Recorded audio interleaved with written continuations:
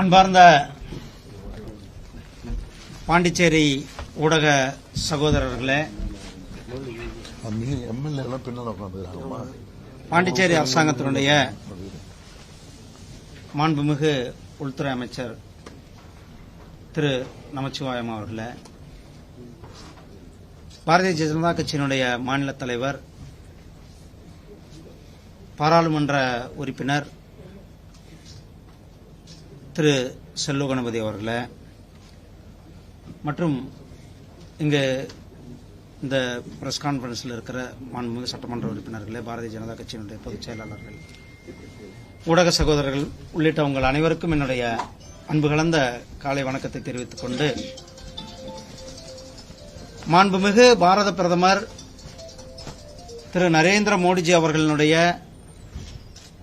மூன்றாவது முறையான வரலாற்று சிறப்புமிக்க ஆட்சியில் 11 ஆண்டுகள் நிறைவுற்று 12ஆம் ஆண்டில் நாம் அடியெடுத்து வைத்திருக்கின்றோம். இந்த 11 ஆண்டுகள் இந்த நாட்டினுடைய வளர்ச்சியினுடைய வேகத்தை இந்த அரசாங்கம் எடுத்த பாலிசி டிசிஷன்கள், இந்த அரசாங்கம் எடுத்த நிர்வாக டிசிஷன்களால இன்றைக்கு ஒரு மிகப்பெரிய வளர்ச்சியை நாம் கண்கூடாக பார்த்துக் கொண்டிருக்கின்றோம். இந்த நாட்டினுடைய வளர்ச்சியை கண்கூடாக பார்த்துக் கொண்டிருக்கிறோம். நம்முடைய மாண்புமிகு பிரதமர் திரு நரேந்திர மோடிஜி அவர்களுடைய தலைமையிலான இந்த தலைமையிலான ஆட்சி 2014 ஆரம்பித்து இன்றைக்கு 2025 நாம் இருக்கின்றோம். இதற்கு முன்னாடி இருந்தவங்க எப்படி இருந்தாங்கன்னு தெரியும். 2014க்கு முன்னாடி ஒரே ஊழல், கரப்ஷன் அல்லது முடிவுகள் எடுக்க திறனையற்ற ஆட்சியாக அப்போதைய ஆட்சி இருந்ததனால இந்த நாட்டினுடைய வளர்ச்சியானது பாதிக்கப்பட்டிருந்தது.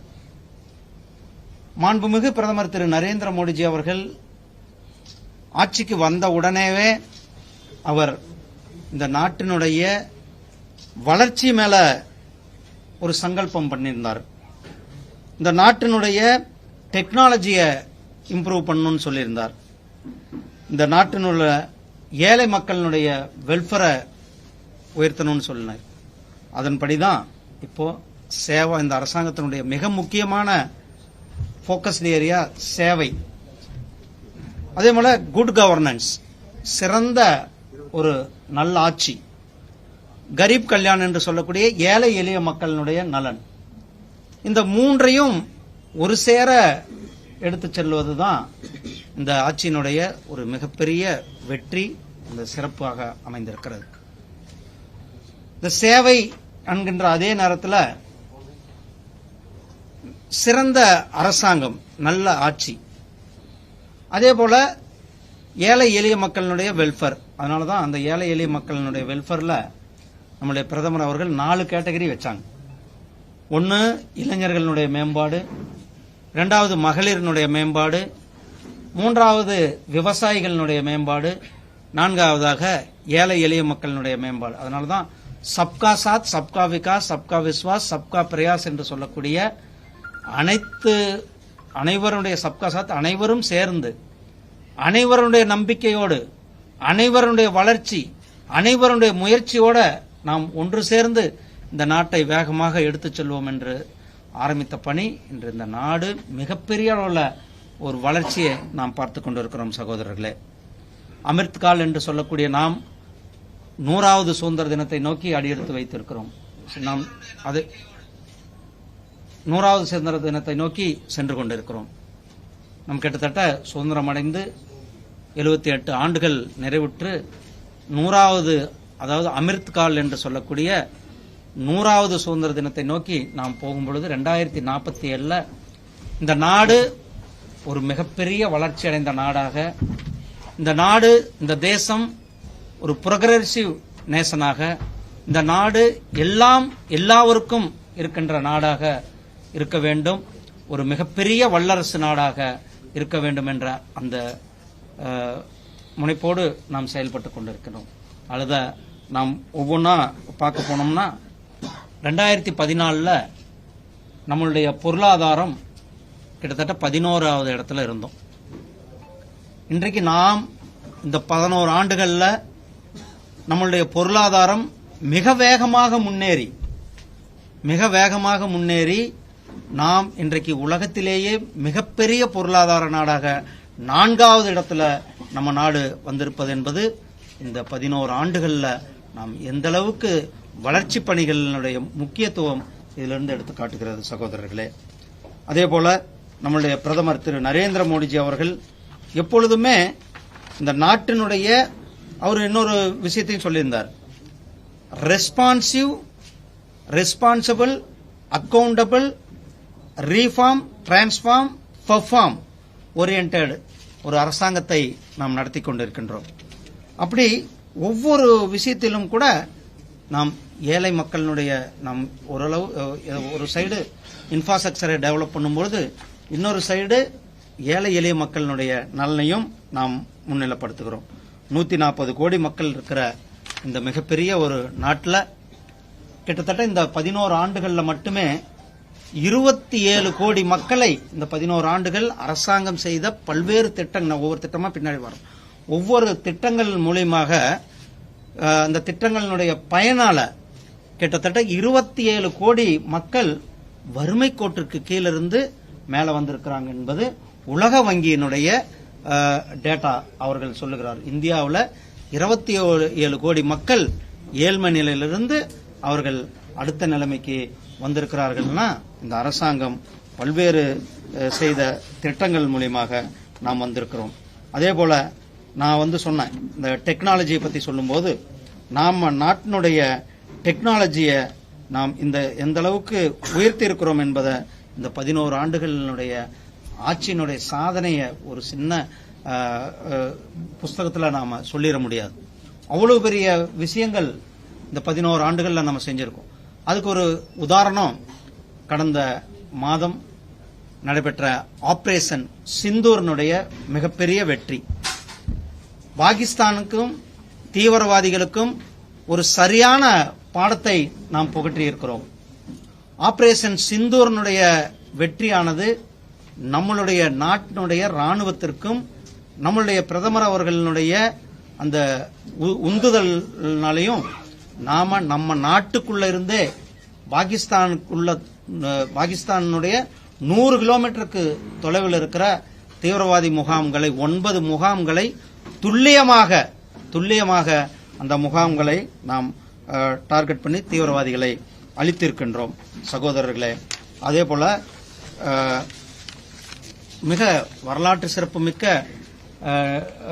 ஆர்டிகல் 370 என்பது காஷ்மீரிலிருந்து தூக்கி எறியப்பட வேண்டும் என்பது நம்மளுடைய ஒவ்வொருவருடைய கனவாக இருந்தது. எங்களுடைய கட்சியினுடைய பவுண்டர், ஜனசங்கத்தினுடைய பவுண்டர் திரு ஷியாம் பிரசாத் முகர்ஜி அவர்கள் ஆர்டிகல் 370 காஷ்மீரிலிருந்து எடுக்க வேண்டும் என்பதற்காக அங்கு போய் போராடி அவர் கைது செய்யப்பட்டு சிறையில் அடைக்கப்பட்டு அந்த சிறையில தன்னுடைய இன்னுயிரை ஈர்த்தார்கள். அப்படி அவருடைய கனவானது இன்றைக்கு நிறைவேறியிருக்கிறது. ஆர்டிகல் 370 எடுத்த பிறகு காஷ்மீர்ல ஒரு மிகப்பெரிய வளர்ச்சியை நாம் அங்க பார்க்கிறோம். அதே போல ஏழை எளிய மக்களினுடைய நலன்ல நான் சொன்னேன், கரீப் கல்யாண் அன்ன யோஜனா என்று சொல்லக்கூடிய திட்டத்தில் 80 கோடி மக்களுக்கு, நாட்டில் 80 கோடி பேருக்கு மாதத்திற்கு 5 கிலோ அரிசி 1 கிலோ பருப்பானது இலவசமாக உணவு பாதுகாப்பு திட்டத்தில் நம்ம பிரதமர் திரு நரேந்திர மோடிஜி அவர்கள் கொடுத்துக் கொண்டிருக்கிறார்கள். பிரதமருடைய ஜன்தன் அக்கவுண்ட், ஆயுஷ்மான் பாரத், கிசான் சம்மான் நிதி, விவசாயிகளுக்கான கிசான் சம்மான் நிதி, இப்படி திட்டங்களை நாம் மக்களிடத்தில் கொண்டு சேர்த்து சென்று கொண்டிருக்கிறோம் சகோதரர்களே. இப்படி நம்ம நாட்டினுடைய வளர்ச்சியினுடைய வேகம் நாம் பார்க்கும் பொழுது, நான் இப்ப ஆபரேஷன் சிந்தூரினுடைய வெற்றி சொன்னேன். ஆபரேஷன் சிந்தூரினுடைய வெற்றி நம்ம இந்தியாவில் இருக்கிற ஒவ்வொருவருக்கும் ஒரு மிகப்பெரிய ஒரு வெற்றி. அந்த வெற்றிக்கு மிக முக்கிய காரணம் நம்மளுடைய ராணுவ தளவாடங்கள், நாம பயன்படுத்துகின்ற டெக்னாலஜி என்று சொல்லக்கூடிய S-400 missile defence system, BrahMos Akash missiles, INS Vikrant, Tejas aircraft, இப்படி இந்த ஏர்கிராப்ட் எல்லாமே இந்திய தொழில்நுட்பத்தில் நாம ஆத்ம நிர்பர் பாரத்தின் கீழே நம்மளுடைய தொழில்நுட்பத்தில் தயாரிக்கப்பட்ட தொழில்நுட்பம். இப்போ நம்ம 2014க்கு முன்னாடி நாம பல டிஃபென்ஸ் பொருள்களை இறக்குமதி செய்து கொண்டிருந்தோம். இப்போ இறக்குமதியை நிறுத்திவிட்டு கிட்டத்தட்ட 34% நம்மளுடைய ஏற்றுமதியை உயர்த்தி இருக்கிறோம். கிட்டத்தட்ட 23,622 கோடி ரூபாய்க்கான டிஃபென்ஸ் செக்டார்ல நம்மளுடைய ஏற்றுமதியானது மிகப்பெரிய அளவில் வளர்ந்திருக்கிறது சகோதரர்களே. அதே போல நான் ஆபரேஷன் சிந்தூரை சொல்லும் பொழுது நம்மளுடைய பிரதமர் அவர்கள் நம்ம நாட்டிற்கு கொடுத்த, உலகத்திற்கு கொடுத்த செய்தி, டெரரிசத்தை எந்த விதத்திலையும் நாம ஆதரிக்க முடியாது. டெரரிஸ்டுக்கு சரியான பாடத்தை புகட்டியே ஆக வேண்டும் என்பதுதான். அதனாலதான் நாம டெரரிஸ்ட், வாட்டர், ட்ரேடு, அந்த அக்ரிமெண்ட், இது மூணும் ஒரே நேரத்தில் இருக்க முடியாது. நீரும் ரத்தமும் ஒரே நேரத்தில் இருக்க முடியாது என்பது நம்மளுடைய பிரதமர் அவர்களுடைய உலகத்திற்கான மெசேஜை கொடுத்து நாம பாகிஸ்தானுக்கு சரியான ஒரு பாடத்தையும் கொடுத்திருக்கிறோம் சகோதரர்களே. டெரரிஸ்டை எந்த விதத்திலும் கூட டெரரிஸ்டுகள் அழிக்கப்பட வேண்டும் என்பதில் இந்த அரசாங்கம் உறுதியாக நாம் இருந்து கொண்டிருக்கிறோம். அதே போல உங்களுக்கு தெரியும், உலக நாடுகளில் கொரோனா காலம் அல்லது உக்ரைன் ரஷ்யா போர், ஆப்கானிஸ்தான்ல நடந்த சம்பவங்கள், இந்த நேரங்கள் எல்லாம் நம்மளுடைய சகோதரர்கள் அங்கிருந்தாங்க. அவர்கள் எல்லாம் இங்கு கொண்டு வருவதற்கு, நம்மளுடைய நாட்டுக்கு கொண்டு வருவதற்கு ஆபரேஷன் கங்கா, ஆபரேஷன் தேவி சக்தி, ஆபரேஷன் வந்தே பாரத் மிஷன், இந்த ஆபரேஷன்கள் மூலியமாக நாம அங்கிருக்கிற நம்மளுடைய டயாஸ்பரா, நம்மளுடைய வெளிநாடுகளில் இருக்கிற மக்களுடைய பாதுகாப்பு பிரதானப்படுத்தி அவர்களை எல்லாம் நாம் அங்கிருந்து இங்க கொண்டு வந்தது என்பது நாம கடந்த காலங்கள், இந்த 11 ஆண்டுகள்ல நாம் கொடுத்த அதாவது வெளியுறவு கொள்கையினுடைய வெற்றிக்கு இதெல்லாம் நமக்கு மிகப்பெரிய உதவி இருக்கிறது. அதே போல நக்சலிசம் ஒரு டெவலப்மெண்ட்ன்றது நம்ம பார்த்தா ஆந்திரா, திருப்பதியில் ஆரம்பிச்சு நேபாள் வரலும் ஒரு ரெட் காரிடார் இருந்தது. அதனால அந்த பகுதியினுடைய வளர்ச்சியானது முழுவதுமே தடைப்பட்டு போயிருந்தது.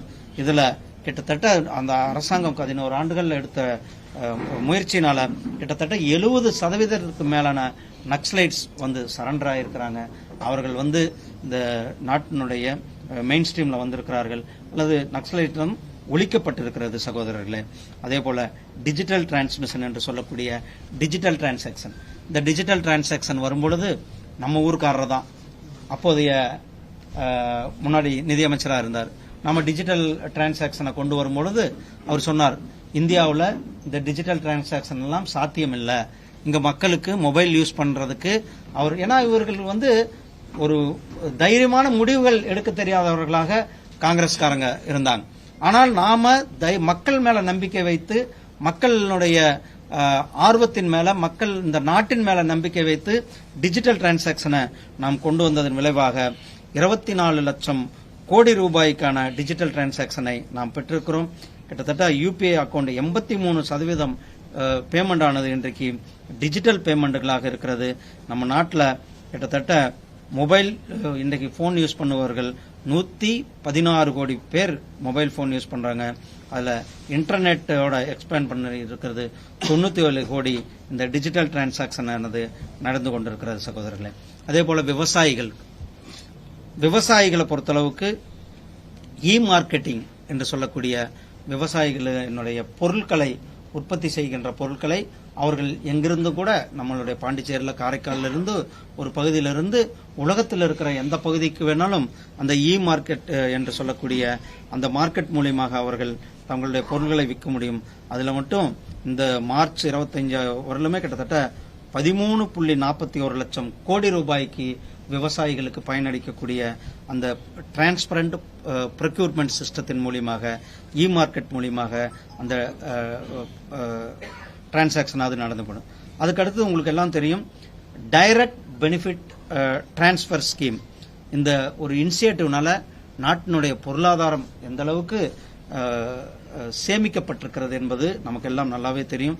கிட்டத்தட்ட 44 லட்சம் கோடி ரூபாய்க்காக நேரடியாக நாம டைரக்ட் பெனிஃபிஷரிஸ்க்காக நாம் கொடுத்திருப்பதன் மூலியமாக இடைத்தரகர்கள் அல்லது லஞ்ச லாவண்யம் எல்லாம் ஒழிக்கப்பட்டு நேரடியாக பெனிஃபிஷரி, அதாவது பயனாளிகளுக்கு, உதாரணத்திற்கு விவசாயிகளுக்கு வருடத்திற்கு 6,000 ரூபாய் நமக்கு கொடுக்கிறோம். கிட்டத்தட்ட 11 கோடி விவசாயிகளுக்கு, இந்தியா முழுவதும் 11 கோடி விவசாயிகளுக்கு 6,000 ரூபாய் நேரடியாக அவர்களுடைய வங்கி கணக்கிலே நாம் செலுத்துகின்றோம். அதனால டைரக்ட் பெனிஃபிஷரிஸ்க்கு நாம் அந்த திட்டங்களை நேரடியாக கொடுத்து கொண்டிருக்கிறோம். அதுக்கு அடுத்தது ஈஸ் ஆஃப் டூயிங் பிசினஸ் என்று சொல்லக்கூடிய இந்த பகுதி இதை எடுத்துக்கொண்டால் அதில் நாம முன்னாடி கிட்டத்தட்ட 2014க்கு முன்னாடி 142வது இடத்துல இருந்தோம். இப்ப 63வது இடத்துல, இந்த 11 ஆண்டுகள்ல 63வது இடத்துல நாம் வந்திருக்கிறோம். இதுல கிட்டத்தட்ட 1.8 புதிய எம்எஸ்எம்இ நிறுவனங்கள் இங்க வந்திருக்கிறது. அதே போல இதுக்கு முன்னாடி வெறும் 2014ல வெறும் 400 ஸ்டார்ட் அப் கம்பெனிகள் தான் இருந்தது. இன்னைக்கு கிட்டத்தட்ட 1,20,000 ஸ்டார்ட் அப் நிறுவனங்கள் நம்மளுடைய நாட்டில் வந்திருக்கிற இந்த ஸ்டார்ட் அப் நிறுவனங்கள் மூலியமாக வேலை வாய்ப்புகள் அதிகப்படுத்தப்பட்டிருக்கிறது. ஸ்பேஸ்ல இன்றைக்கு ஸ்பேஸ் எக்கானமியில ஒரு மிகப்பெரிய ஒரு வெற்றியை நாம் பெற்றுக்கொண்டிருக்கின்றோம். அதாவது சந்திராயன் 3 சவுத் போல்ல முதல்ல போன நாடு நம்மளுடைய நாடு தான். நாம் போயிருக்கிறோம். அந்த அளவுக்கு இன்றைக்கு ஸ்பேஸ்ல ககன்யான் தொடங்கி இன்றைக்கு ஒவ்வொரு ஸ்பேஸ் மிஷனும் நமக்கு மிகப்பெரிய ஒரு வெற்றியை கொடுக்கக்கூடிய ஸ்பேஸ் மிஷன்ல நாம் நம்மளை செயல்படுத்திக் கொண்டிருக்கிறோம். நான் இன்ஃப்ராஸ்ட்ரக்சர் டெவலப்மெண்ட் பொழுது நம்மளுடைய இந்த விரைவான கட்டமைப்பு, நம்மளுடைய பிரைம் மினிஸ்டர் கதிசக்தி என்று சொல்லக்கூடிய அந்த கதிசக்தியின் திட்டத்தின் கீழே தேசிய நெடுஞ்சாலைகளுடைய மேம்பாடு நாம் கிட்டத்தட்ட பார்த்து கொண்டிருக்கிறோம். அதே போல விமான நிலையங்களுடைய மேம்பாடு, அதே போல துறைமுகம், கப்பல் போக்குவரத்து, இது எல்லாம் ரயில் போக்குவரத்து நாம் இன்றைக்கு கிட்டத்தட்ட 400க்கும் மேற்பட்ட வந்தே பாரத் ரயில்கள் நம்மளுடைய இன்றைக்கு இந்தியாவில் மட்டுமே வந்தே பாரத் ரயில்கள் இருக்கிறது. இந்த வந்தே பாரத் ரயில்களுடைய சிறப்பம்சம் என்னன்னா, இது எல்லாமே நம்மளுடைய இந்திய தொழில்நுட்பத்தில் தயாரிக்கப்படுகின்ற வந்தே பாரத் ரயில்கள். இந்த ரயில்கள் குறிப்பாக நம்மளுடைய சென்னையில் இருக்கிற ஐசிஎஃப்ல தயாரிக்கப்பட்டு நம்ம நாட்டுக்கு போக வெளிநாடுகளுக்கு ஏற்றுமதியை செய்து கொண்டிருக்கிறோம். இன்றைக்கு சுமாராக நெடுஞ்சாலை கட்டுமானம், அதாவது ஹைவேக்களுடைய, நேஷனல் ஹைவேக்களுடைய அந்த ஒரு நாளைக்கு 34 கிலோமீட்டர் வேகத்தை நாம் கிலோமீட்டராக ஒரு நாளைக்கு தேசிய ஹைவே 34 கிலோமீட்டர் வேகத்தை நாம வேகப்படுத்தி பண்ணியிருக்கிறோம். அதே போல விளிஞ்சம் சர்வதேச சரக்கு துறைமுகம் கிட்டத்தட்ட 8,850 கோடி ரூபாயில ஒரு மிகப்பெரிய சவுத் இந்தியாவில் ஒரு மிகப்பெரிய ஒரு திட்டத்தை நாம் கொடுத்திருக்கிறோம். ரயில்வே பட்ஜெட் ஆனது 2014ல கம்பேர் பண்ணும்போது இந்த வாட்டி கிட்டத்தட்ட 9 மடங்கு நாம் ரயில்வே பட்ஜெட்டை கொடுத்திருக்கிறோம். உதாரணத்துக்கு தமிழ்நாட்டில் அந்த ரயில்வே பட்ஜெட் ஆனது 2014ல வெறும் 800 கோடி ரூபாய் இருந்தது. ஆனா இன்றைக்கு இந்த நிதியாண்டுக்கு மட்டுமே 6,000 கோடிக்கான பட்ஜெட்டை நாம் கொடுத்திருக்கிறோம். அப்படி 9 மடங்கு ரயில்வே பட்ஜெட்டை நாம் உயர்த்தி இருக்கிறோம். மெட்ரோ ரயில் திட்டங்களினுடைய விரிவாக்கத்தை செய்திருக்கிறோம். கிராம சாலைகள், பிரைம் மினிஸ்டருடைய கிராம ரோடுகளினுடைய திட்டத்தின் கீழே 99% கிராம சாலைகள் அனைத்து, அதாவது நாட்டில் இருக்கிற 99% கிராம சாலைகள் தேசிய ஹைவேக்களோட இணைக்கப்படுகின்ற கிராம சாலைகளாக அந்த கிராம சாலைகள் எல்லாம் மாற்றி இருக்கிறோம். அதிவேக தொழில், அதாவது இண்டஸ்ட்ரியல் காரிடார்ஸ் கிட்டத்தட்ட 3,600 கிலோமீட்டருக்கு இந்தியா முழுவதும் இண்டஸ்ட்ரியல் காரிடார்ஸை நாம் கட்டியிருக்கிறோம். இன்ஃப்ராஸ்ட்ரக்சரை சொல்லும்போது 2 விஷயங்கள் நாம் இப்போ சொல்லாமல் இருக்க முடியாது. நீங்க பாத்தீங்க, போன மாசம் நம்முடைய மாண்புமிகு பிரதமர் அவர்கள் நம்மளுடைய பாம்பன் ரயில் நிலையத்தை ரயில் பாதை, இந்த ரயில் மேம்பாலம், செங்குத்தாக தூக்குகின்ற இந்த ரயில் மேம்பாலம் ஒரு சிக்னேச்சர் ரயில் மேம்பாலம். அந்த மாதிரி ஒரு டெக்னாலஜி நம்ம நாட்டில் ஒரு மிகப்பெரிய ஒரு டெக்னாலஜியை செயல்படுத்தி அந்த செங்குத்தாக தூக்குகின்ற ரயில் பாலத்தை நாம் நிறுவனம் 2-3 நாளைக்கு முன்னாடி. அதே போல இந்த செனாப் பிரிட்ஜ் என்று சொல்லக்கூடிய ரயிலினுடைய பாதை, அந்த ஒரு கிட்டத்தட்ட இந்த செனாப் உங்களுக்கு பார்த்துருப்பீங்க, நம்ம எல்லாரும் நம்மளுடைய மாண்புமிகு பிரதமர் அவர்கள் தொடக்கி வைத்தார்கள்.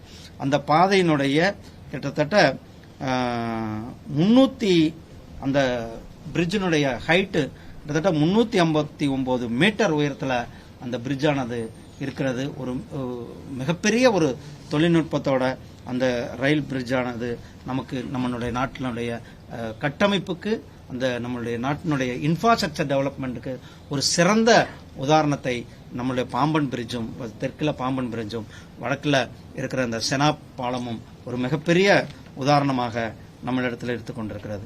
நம்மளுடைய பிரதமர் அவர்களுடைய விரைவு, அதாவது கதி சக்தி திட்டத்தின் கீழே இன்னைக்கு இன்ஃப்ராஸ்ட்ரக்சர் என்று சொல்லக்கூடிய அந்த தேசிய ஹைவேக்கள் 4 வழிச்சாலை, 6 வழிச்சாலை, 8 வழிச்சாலை, 12 வழிச்சாலை, industrial corridor, modern express highways, இதெல்லாம் முன்னாடி நம்ம கேள்விப்பட்டது கூட கிடையாது.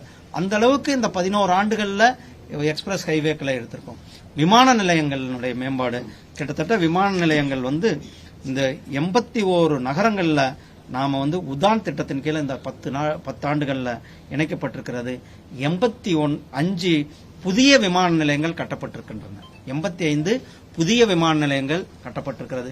நம்மளுடைய பாண்டிச்சேரி விமான நிலையம் கூட விரிவாக்கத்திற்கான அனைத்து வேலைகளும் நடந்து கொண்டிருக்கிறது.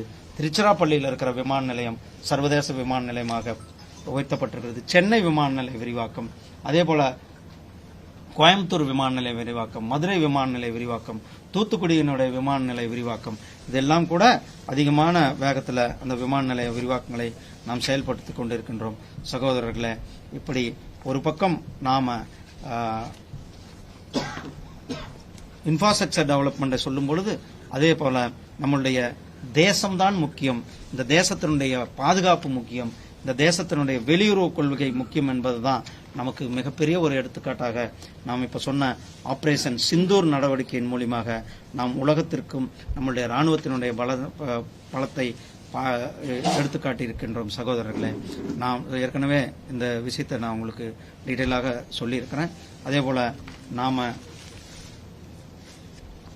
மகளிர் சக்தி என்று சொல்லக்கூடிய தாய்மார்கள், சகோதரிகளினுடைய மேம்பாடு, அவர்களுடைய மேம்பாட்டிற்கு நாம் செய்கின்ற இந்த 11 ஆண்டுகள்ல அவர்களை வளர்ச்சி பாதையில, ஏன்னா தாய் சகோதரிகளுடைய மேம்பாடு இருக்கும் பொழுது இந்த நாட்டினுடைய வளர்ச்சியினுடைய வேகமானது இன்னும் அதிகமாக நம்மளுடைய வளர்ச்சியினுடைய வேகமாக இருக்கும் என்பது நம்மளுடைய மிக முக்கியமான ஒரு எண்ணமாக பிரதமர் அவர்களுடைய எண்ணமாக இருக்கிறது. அதனாலதான் நம்மளுடைய பிரதமர் அவர்கள் கிட்டத்தட்ட 10 கோடி பெண்களுக்கு 90 லட்சத்திற்கு மேற்பட்ட சுயநிதி குழு, சுய உதவி குழுக்களை இந்தியா முழுவதும் ஏற்படுத்தப்பட்டு அவர்களை கிட்டத்தட்ட 3 கோடி சகோதரிகளை லட்சாதிபதிகளாக மாற்றியிருக்கிற இந்த 11 ஆண்டுகள்ல 3 கோடி சகோதரிகளை இந்த சுய உதவி குழுக்கள் மூலியமாக கடன் கொடுப்பது அல்லது தொழில் முனைவர்கள் ஆக்குவதன் மூலமாக அவர்கள் லட்சாதிபதிகளாக ஆக்கியிருக்கிறார்கள். பிரதமரனுடைய அனைவருக்கும் வீடு கட்டும் திட்டத்தில் கிட்டத்தட்ட 4 கோடி வீடுகள் இந்த 11 ஆண்டுகள்ல இந்தியா முழுவதும் கட்டி கொடுக்கப்பட்டிருக்கிறது. அந்த 4 கோடி வீடுகள்ல அந்த வீடுகளினுடைய பட்டா நம்மளுடைய சகோதரிகள் பேர்ல இந்த பட்டாக்கள் ஆனது கொடுக்கப்பட்டிருக்கிறது. அதே போல நம்மளுடைய பிரதமரனுடைய மகப்பேறு திட்டம், பிரதமருடைய மாத்ரு வந்தனா திட்டம், இப்படி பல திட்டங்களை நாம் கொடுக்கும் பொழுது கூட, அதே போல கேஸ் இணைப்பு திட்டம் மூலியமாக கிட்டத்தட்ட 10.5 கோடி சகோதரிகளுக்கு இலவசமாக கேஸ் இணைப்பை நாம் கொடுத்திருக்கிறோம். முத்ரா வங்கி திட்டத்தின் கீழே கிட்டத்தட்ட 35 கோடி சகோதரிகள் பயன்பெறும் விதத்தில் 14.75 லட்சம் கோடி ரூபாய் அவர்கள் தொழில் முனைவோர்களாக ஆக்குவதற்கு 14.72 லட்சம் கோடி ரூபாய் அவர்களுக்கு நிதியாக நாம் வழங்கியிருக்கிறோம். அதே போல இந்த மகப்பேறு விடுப்பானது 12 வாரங்களிலிருந்து 26 வாரங்களாக அவர்களுக்கு உயர்த்தி கொடுக்கப்பட்டிருக்கிறது என்ற அந்த தகவலையும் உங்களிடத்தில் பெருமையாக சொல்லிக் கொள்கிறேன். அதே போல ஆயுதப்படைகளில் தேசிய பாதுகாப்பு நேஷனல் டிஃபென்ஸ் அகாடமியில் முதல் முறையாக சகோதரிகளுக்கும் என்ட்ரியானது கொடுக்கப்பட்டிருக்கிறது. சைனிக் பள்ளிகளில் என்ட்ரியானது கொடுக்கப்பட்டிருக்கிறது. அதே போல வரலாற்று சிறப்புமிக்க நம்மளுடைய இந்திய பாராளுமன்றம், நம்மளுடைய இந்திய கலாச்சாரத்தின்படி, இந்திய பாரம்பரியத்தின்படி புதிய பாராளுமன்றம் கட்டணும். அந்த பாராளுமன்றத்தை கட்டின உடனே ஒரு ஸ்பெஷல் கூட்டம், அந்த ஸ்பெஷல் கூட்டத்தில் முதல்ல ஒரு பில்லு, ஸ்பெஷல் பில் வைக்கப்பட்டது. அதுல 33% இடஒதுக்கீடு கொடுக்கப்பட்டு அவர் நம்மளுடைய, ஏன்னா இதுக்கு முன்னாடி ஓட் பேங்காக இதையெல்லாம் பண்ணாம இருந்தார்கள். நம்மளுடைய பிரதமர் அவர்கள் வந்த பிறகு ஒரு தைரியமான முடிவாக 33% இடஒதுக்கீடை நாம் கொண்டு வந்திருக்கிறோம் நம்மளுடைய சகோதரிகளினுடைய மேம்பாட்டிற்காக. அதேபோல விவசாயிகளினுடைய மேம்பாடு,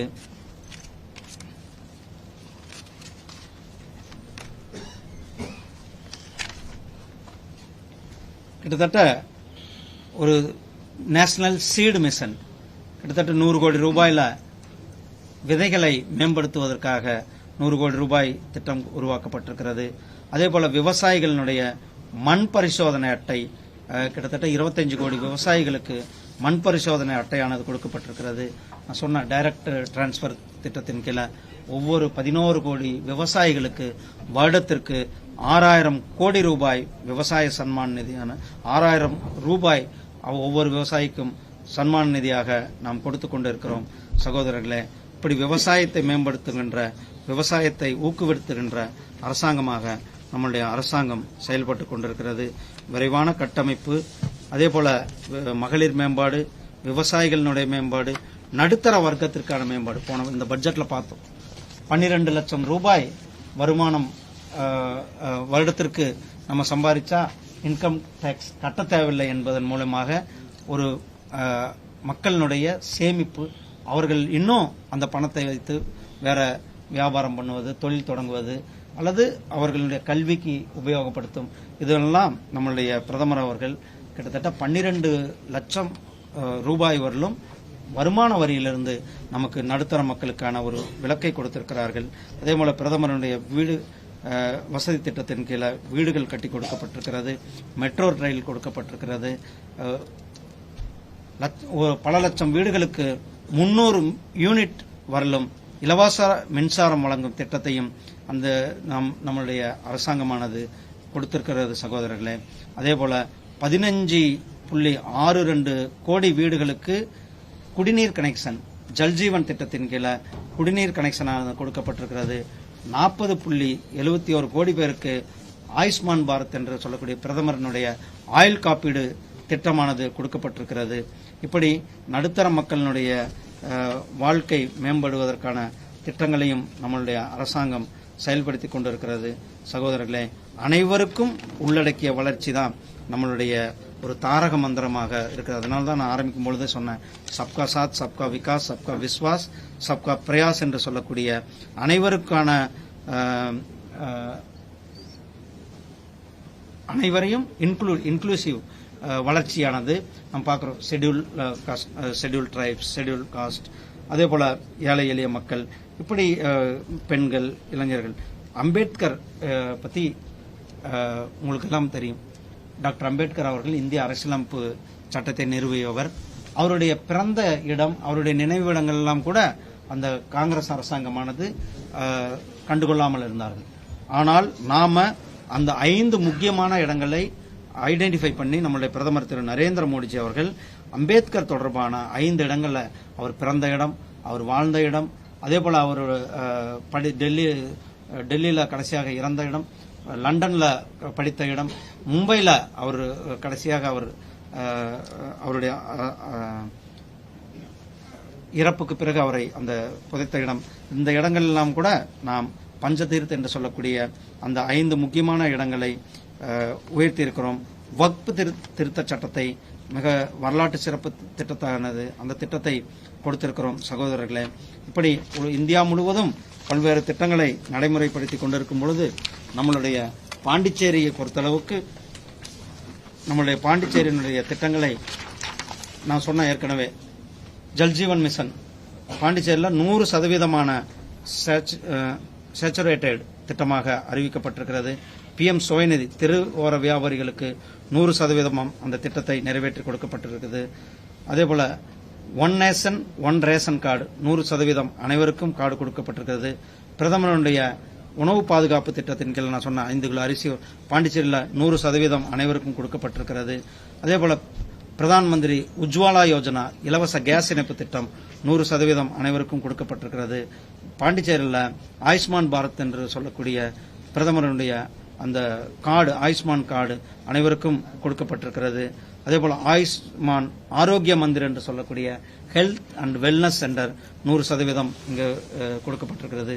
டியூபர்குலோசிஸ் எலிமினேஷன் ப்ரோக்ராம் 100% நம்மளுடைய பாண்டிச்சேரியில் நிறைவேற்றப்பட்டிருக்கிறது. நேஷனல் ஹெல்த் மிஷன் 100% நிறைவேற்றப்பட்டிருக்கிறது. பிரதமரனுடைய முத்ரா வங்கி திட்டம் 100% நிறைவேற்றப்பட்டிருக்கிறது. பிரதமரனுடைய ஜன்தன் அக்கவுண்ட் என்று சொல்லக்கூடிய அந்த திட்டத்தில் 100% அனைவருக்கும் அக்கவுண்ட் கொடுக்கப்பட்டிருக்கிறது. பிரதமரனுடைய சுரக்ஷா பீமா, அதாவது பிரதமரனுடைய இன்சூரன்ஸ் திட்டம் 100% கொடுக்கப்பட்டிருக்கிறது. பிரதமரனுடைய ஜீவன் ஜோதி திட்டம் 100% கொடுக்கப்பட்டிருக்கிறது. பிரதமரனுடைய திட்டத்தின் கீழே பிரதான் மந்திரி மாத்ரு வந்தனா யோஜனா என்று சொல்லக்கூடிய திட்டம் 100% கொடுக்கப்பட்டிருக்கிறது. பாரத் நெட் கிட்டத்தட்ட ஒவ்வொரு கிராமத்திலும் பாண்டிச்சேரியில் இருக்கிற அனைத்து கிராமத்திற்கும் இன்டர்நெட் வசதியானது சென்று சேர்க்கப்பட்டிருக்கிறது. பிரதமருடைய அனைவருக்கும் வீடு கட்டு திட்டத்தின் கீழே கிட்டத்தட்ட சேச்சுரேட்டட் 100% சீக்கிரம் நாம நடைமுறைப்படுத்த இருக்கிறோம். இப்படி பாண்டிச்சேரியில பொறுத்தளவுக்கு நாம் நம் திட்டங்களை 100% நிறைவேற்றிருக்கிற அதே நேரத்தில் நான் பெஸ்ட் பாண்டிச்சேரி என்ற திட்டத்தில் பாண்டிச்சேரியை மேம்படுத்துவதற்காக பிசினஸ் டெவலப்மெண்ட், உங்களுக்கு தெரியும் நம்மளுடைய தொழில்துறை அமைச்சர் இருக்கிறார். கிட்டத்தட்ட சேதாரப்பட்டுல 750 ஏக்கர் நிலமானது இண்டஸ்ட்ரியல் எஸ்டேட்டுகளுக்கு கொடுக்கப்பட வேண்டிய இடமானது பல ஆண்டுகளாக நிலுவையில் இருந்ததை நம்மளுடைய அரசாங்கம் அந்த இதுக்கு அப்ரூவல் கொடுத்து விட்டது. அதை உடனடியாக இன்னும் கூடி சீக்கிரத்தில் இண்டஸ்ட்ரியல் தொழில்துறையினருக்கு ஒதுக்கீடு செய்கிற அளவுக்கு அந்த பணியானது மிகவும் வேகமாக நடைபெற்றுக் கொண்டிருக்கிறது. அதே போல எஜுகேஷனை பொறுத்தளவுக்கு இங்க இருக்கிற எம்ப்ளாயிஸ்களுக்கு ப்ரொமோஷன் பாக்கி இருந்தது, அந்த ப்ரொமோஷன் கொடுக்கப்பட்டிருக்கிறது. அதே போல காலி பணியிடங்கள் எல்லாம் நிரப்பப்பட்டிருக்கிறது. சிபிஎஸ்இ சிலபஸ் பள்ளிகளில் நிறைவேற்றப்பட்டு ஒரு தரமான கல்வியை கொடுக்க எஜுகேஷன் சைடில். அதே மாதிரி ஸ்பிரிச்சுவல்ஸ்ல எடுத்துக்கொண்ட பி பிசினஸ், இ எஜுகேஷன், எஸ் ஸ்பிரிச்சுவல், எல்லா கோயிலுக்குமே அந்த கோயில்களை மேம்படுத்துவதற்கு நிதி கொடுத்து அந்த கோயில்கள் எல்லாம் கும்பாபிஷேகத்திற்கு நிதி கொடுக்கப்பட்டு கும்பாபிஷேகங்கள் நடந்து கொண்டிருக்கிறது. டூரிசம் பாண்டிச்சேரியில் டெவலப் பண்ணுவதற்கான பல்வேறு திட்டங்களை நிறைவேற்றிக் கொண்டிருக்கணும். மெடிக்கல் டூரிசம் இங்கே ஒரு நல்ல, ஏற்கனவே 9 சின்ன ஊர் தான் இருந்தாலும் 9-10 மெடிக்கல் காலேஜஸ் இருக்கிறது. ஸோ மெடிக்கல் டூரிசத்தை ஊக்குவிக்கும் பகுதியாக நாம் இருந்து கொண்டிருக்கின்றோம்.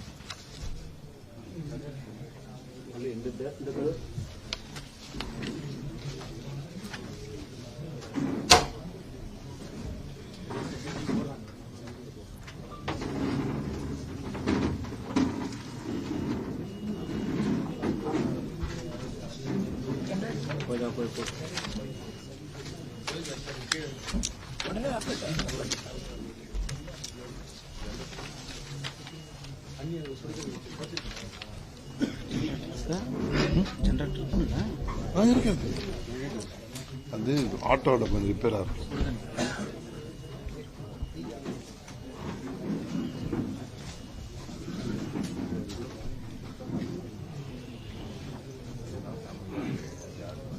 சேர்ந்து எதை கட்சி நீச்சல் ஊற்றிங்கன்னா பெரிய அளவு டெவலப் பண்ணுங்க.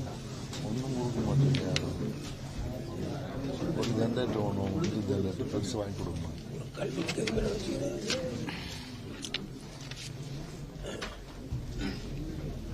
சகோதரர்களே, நான் பாண்டிச்சேரி பத்தி சொல்லிட்டு இருந்தேன், பெஸ்ட் பாண்டிச்சேரி சொன்னேன்.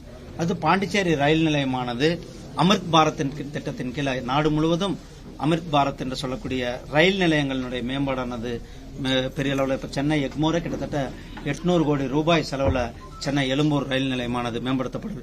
அதே போல பாண்டிச்சேரியினுடைய ரயில் நிலையம் 93 கோடி ரூபாய் செலவுல பாண்டிச்சேரி ரயில் நிலையமானது அப்கிரேடேஷன் செய்து ஒரு பெரிய ரயில் நிலையமாக படுத்தப்படுகிறது, உயர்த்தப்பட்டுக் கொண்டிருக்கிறது. அதே போல சிறு குறு விவசாயிகளுக்கு கூட்டுறவு வங்கியின் வாங்கியிருந்த கடன்களை இந்த தள்ளுபடி நம்மளுடைய பாண்டிச்சேரியில தள்ளுபடி செய்யப்பட்டிருக்கிறது.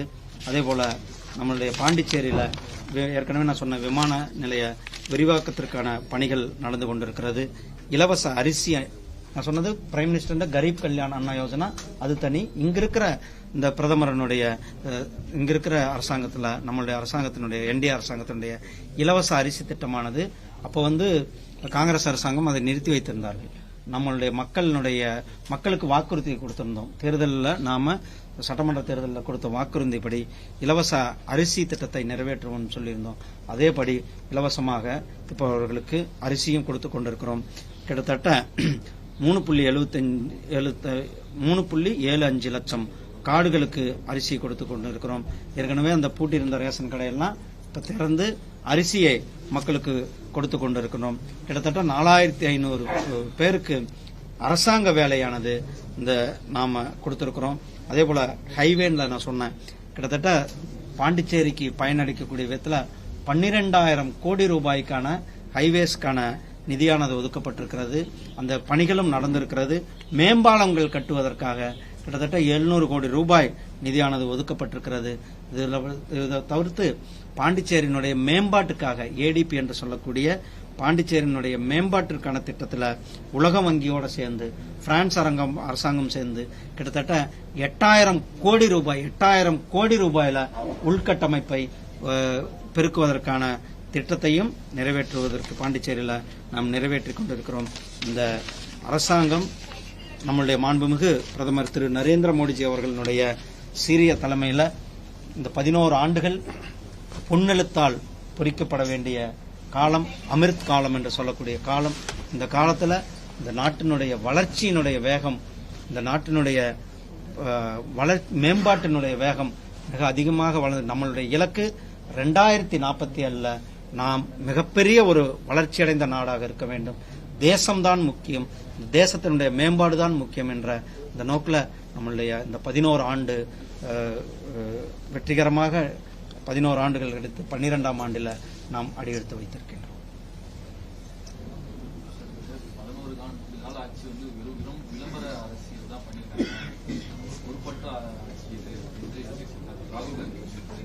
ராகுல் காந்தி கண்ணை கட்டிக்கிட்டு இருக்காரு.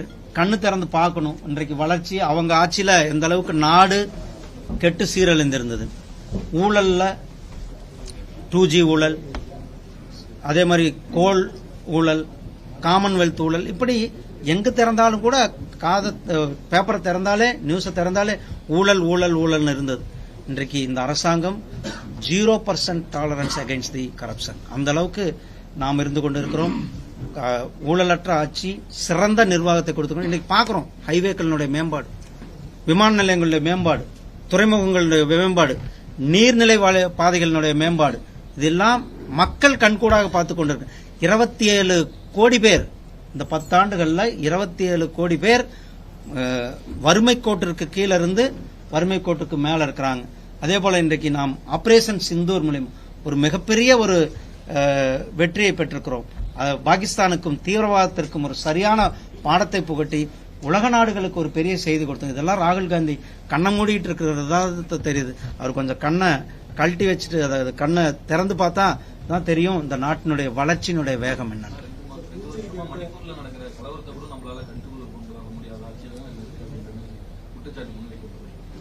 இங்க மணிப்பூர்ல அங்க அமைதி நிலவி கொண்டிருக்கிறது. ஆமாங்க, அமைதி நிலவி கொண்டிருக்கிறது. மாண்புமிகு உள்துறை அமைச்சர் அவர்கள் சிறப்பு கவனத்தை கொடுத்து அங்க அமைதி நிறைவேற்றிக் கொண்டிருக்கிறார்கள், சமாதானத்தை படுத்திக் கொண்டிருக்கிறார்கள். அவர் நேரடியாக கண்காணித்துக் கொண்டிருக்கிறார். ஆனா இன்னைக்கு பொறுத்தளவுக்கு இந்த பிரஸ் மீட் ஆனது இந்தியா முழுவதும் நடந்து கொண்டிருக்கிற பிரஸ் மீட், எங்களுடைய 11 ஆண்டு சாதனைகளை மக்களிடத்துல சொல்லுகின்ற பிரஸ் மீட்டாக இருக்கிறது.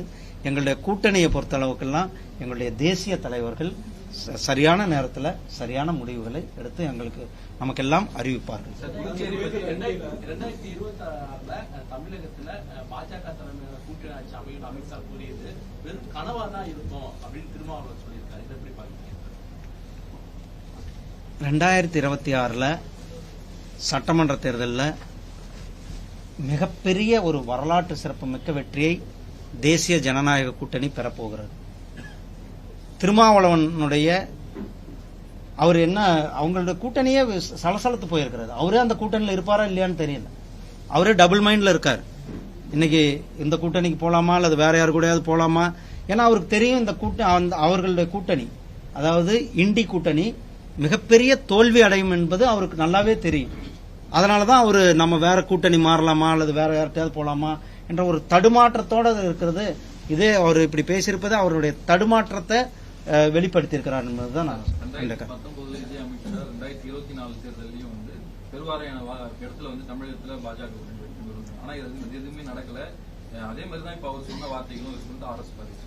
நீங்க 2024 உங்களுக்கு தெரியும், நாம தேசிய ஜனநாயக கூட்டணி அதிமுக இல்லாம நாம 2024 கூட்டணி இல்லாம தான் நாம இப்ப மிகப்பெரிய ஒரு கூட்டணி உருவாக்கி இருக்கிறது. தேசிய ஜனநாயக கூட்டணி வளம் பொருந்திய கூட்டணியாக இருக்கு. அதனாலதான் திமுக காரங்க தூக்கத்தை தொலைச்சிட்டு இருக்காங்க.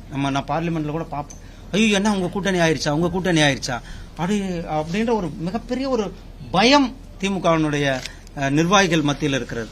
திமுகவினுடைய நிர்வாகிகளுடைய பயம் நியாயமானது. ஏன்னா அவர்களுடைய ஆட்சியானது விரட்டி அடிக்கப்படுகின்ற நாள் குறிக்கப்பட்டிருக்கிறது.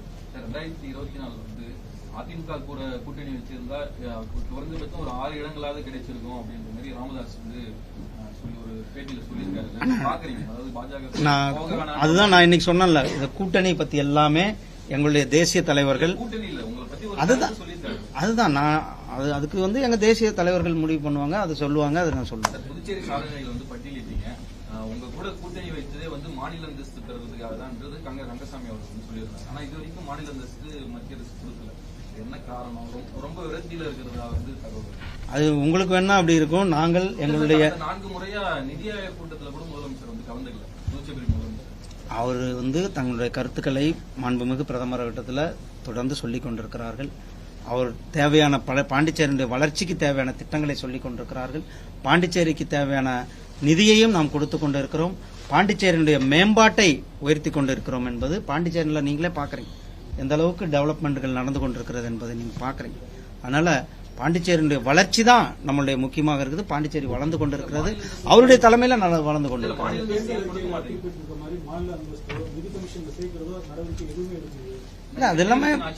அது எல்லாமே கன்சிடர் இல்லைங்க. அது வந்து மேல சொல்லியிருக்காங்க, பேசிட்டு இருக்காங்க. அவங்க பேசி அது முடிவு பண்ணாங்க.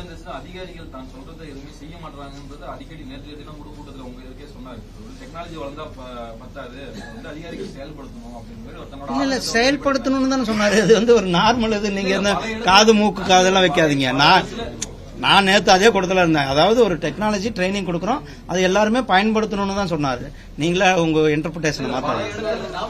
தலைவர் வீரமணி புதுச்சேரிக்கு வந்திருக்கும் போது அமித்ஷாவும் மற்றும் பாஜகவினர் தமிழகத்துக்கு வரும்போது கலவரத்தை ஏற்படுத்ததான் வராங்க. அப்படியெல்லாம் இருக்குதா? அதுக்கான பிளான் வச்சிருக்கீங்களா? அதாவது தீகா காரங்கனாலே கலவரம் உண்டாக்குவவர்களாக இருக்கிறார்கள். அவர்களுடைய மைண்ட்ல என்ன இருக்கிறதோ, நம்ம எல்லாம் கலவரத்தை உருவாக்கும் நபர்களாக இருக்கிறோம். ஐயோ அப்ப மத்தவங்களும் உருவாக்கிடுவாங்களோன்ற அந்த பயத்துல அவர் இருக்கிறாரு தான் எனக்கு தெரியுது. திருப்பரங்குன்றம் பொறுத்தளவுக்கு ஒரு மிகப்பெரிய முருக பக்தர்கள் ஒன்றிணைகின்ற மாநாடாக அந்த மாநாடு இருக்க போகிறது. தமிழ்நாடு மட்டுமல்ல, உலகத்தில் இருக்கிற அனைத்து பகுதிகளிலும் இருக்கிற முருக பக்தர்கள் அந்த மாநாட்டில் கலந்து கொள்ள இருக்கிறார்கள். உங்களுக்கு தெரியும், கந்தசஷ்டி கவசத்தை இழிவுபடுத்தும் பொழுது ஒரு மிகப்பெரிய எழுச்சி, நாம் வேல் யாத்திரை நடத்தி அந்த வேல் யாத்திரை தமிழகத்தில் ஒரு மிகப்பெரிய எழுச்சியை ஏற்படுத்தியது. அதே போல அந்த திருப்பரங்குன்றம் மலையில அந்த ஒரு குறிப்பிட்ட சமுதாயத்தை சார்ந்தவர்கள் பிரச்சனை பண்ணதன் மூலியமாக முருக பக்தர்கள் வந்து வேதனை அடைந்திருக்கிறார்கள். அவர்களுடைய வேதனையெல்லாம் இன்றைக்கு ஒன்றுபட்டு இந்த மாநாட்டுக்கு அவர்கள் வர இருக்கிறார்கள். இந்த மாநாடு தமிழக அரசியல்ல ஒரு மிகப்பெரிய ஒரு தாக்கத்தை ஏற்படுத்துகின்ற மாநாடாக இருக்கு. அதாவது வடநாட்டுல ராமரை வச்சு நீங்க அரசியல் பண்றீங்க, தமிழகத்துல முருகரை வச்சு அரசியல் பண்ண முயற்சி செய்றீங்க. உங்களோட மதவாத அரசியலை வந்து தமிழ்நாட்டு மக்கள் வந்து ஏற்றுக்க மாட்டாங்க. சீமான் சொல்லியிருக்காரு, நாங்க மதவாத அரசியல் பண்ணலன்னா முருக பக்தர்களுடைய மனது புண்பட்டிருக்கிறது. அவர்களுக்கு அந்த காயத்திற்கு மருந்தாக இந்த மாநாடு இருக்க போகிறது. முருக பக்தர்களை யாராவது சீண்டினாலும் கூட அவர்களுக்கு ஒரு அந்த ஒற்றுமை, அந்த பக்தர்களுக்கான ஒரு ஒற்றுமையை வெளிப்படுத்தும் விதமாக தான் இந்த மாநாடு இருக்க போகிறது. 2026 தேர்தலில் என்ஆர் காங்கிரஸ் கூட்டணியில் பாஜக நீடிக்குமா? தேர்தல் எப்படி சந்திக்க போறீங்க? ஏன் இப்படி உங்களுக்கு நாங்க தேசிய ஜனநாயக கூட்டணி மீண்டும் 2026 தமிழ்நாட்டிலையும் ஆட்சி, பாண்டிச்சேரியிலையும் ஆட்சி, மிகப்பெரிய அளவுல வித்தியாசத்தில் வெற்றி பெறும். தேர்தல் நேரத்தில் ஒரு உறுதியா சொல்ல மாட்டாரு. அதாவது நாங்க ஒற்றுமையா இருக்க கூட்டணி தான் தேர்தல் சந்திக்க பாருங்க. எல்லாமே எங்க சீனியர் லீடர்ஸ் இங்க தான் இருக்காங்க, அவரும் இங்க தான் இருக்காரு. நிறைய கொடுப்போம். தமிழகத்துல 2026 அதிமுக கூட்டணி ஆட்சி தான் அமித்ஷா கூறி வராங்க. இது சம்பந்தமா எடப்பாடியும் அதிமுகவுடைய நிறைய இருக்காப்பா. ஆனா இதுல பொறுத்தளவுக்கு எங்களுடைய தேசிய தலைவர்கள் என்ன சொல்லுகிறார்களோ அதுதான் எங்களுடைய இறுதி. இதுல நான் கருத்து சொல்றது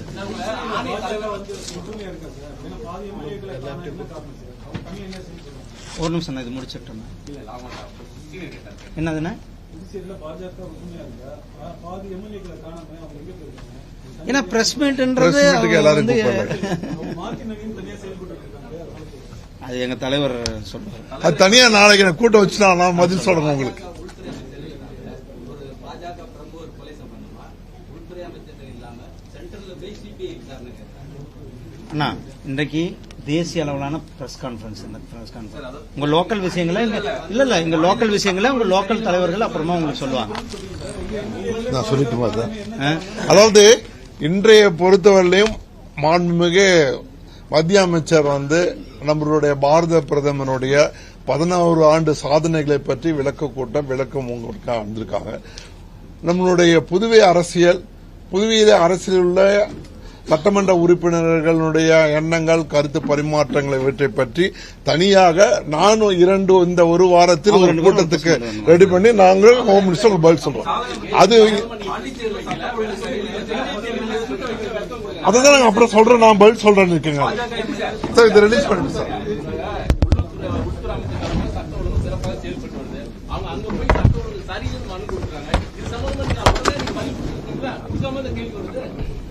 நாங்க அந்த கரெக்டான பதில் நான் கொடுக்கிறேன்.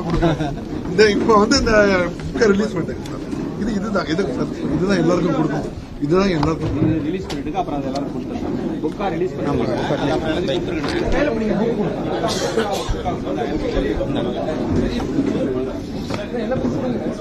இன்னொரு புக் கொடுக்கணும்.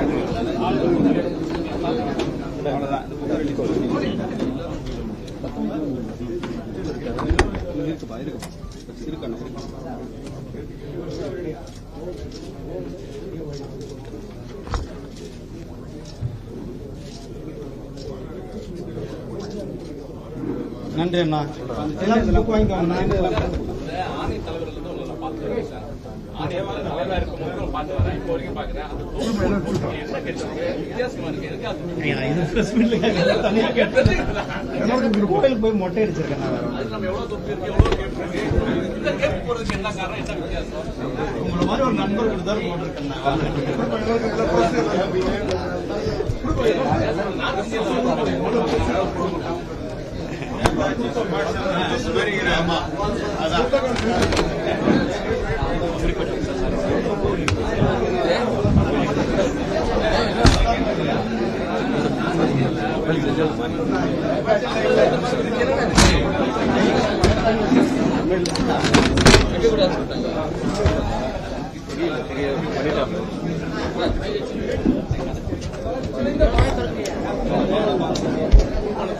இது இது எல்லாருக்கும் ஆள்